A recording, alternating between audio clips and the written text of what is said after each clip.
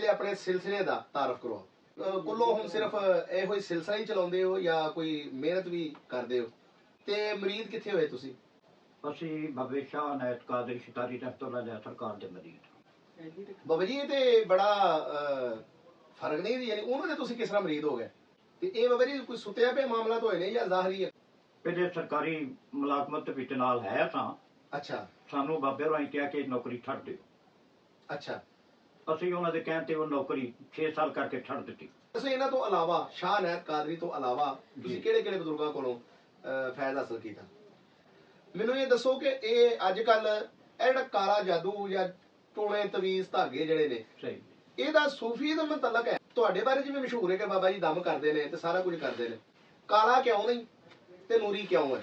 ਜਿਹੜਾ ਬੰਦਾ ਨੂਰੀ ਅਮਲੀਆਤ ਕਰਦਾ ਹੋਵੇ ਜੀ ਇਹ ਜ਼ਰੂਰੀ ਹੈ ਕਿ ਉਹ ਸੂਫੀ ਹੁੰਦਾ ਹੈ ਕਿ ਨਹੀਂ? ਜੀ ਪੀਰ ਫਲਾਣਾ ਫਲਾਣਾ ਫਲਾਣਾ ਕੋਈ ਕਾਰੋ ਇਹੋ ਹੀ ਹੁੰਦਾ ਨਾ ਜੀ, ਕੋਈ ਕਾਰੋਬਾਰ ਨਹੀਂ ਜੀ ਚੱਲਦਾ ਤੇ ਕੋਈ ਇਸ ਤਰ੍ਹਾਂ ਦੇ ਮਾਮਲਾਤ ਨੇ ਦੁਆ ਕਰ ਦਿਓ, ਕਿਤੇ ਔਲਾਦ ਨਹੀਂ ਹੁੰਦੀ ਦੁਆ ਕਰ ਦਿਓ। ਮੈਂ ਵੇਖਿਆ ਕਿ ਬਹੁਤ ਸਾਰੇ ਜਿਹੜੇ ਇਸ ਤਰ੍ਹਾਂ ਦੇ ਜਿਹੜੇ ਲੋਕ ਨੇ ਉਹ ਬੜੇ ਬੜੇ ਪੈਸੇ ਲੈ ਲੈਂਦੇ ਬਲਕਿ ਬੱਕਰੀਆਂ ਤੱਕ ਲੈ ਲੈਂਦੇ ਨੇ। ਤੇ ਐਸਾ ਕਰਨਾ ਜਾਇਜ਼ ਜਾਂ ਇਹ ਕਿਉਂ ਲੈਂਦੇ ਨੇ, ਕੀ ਵਜ੍ਹਾ?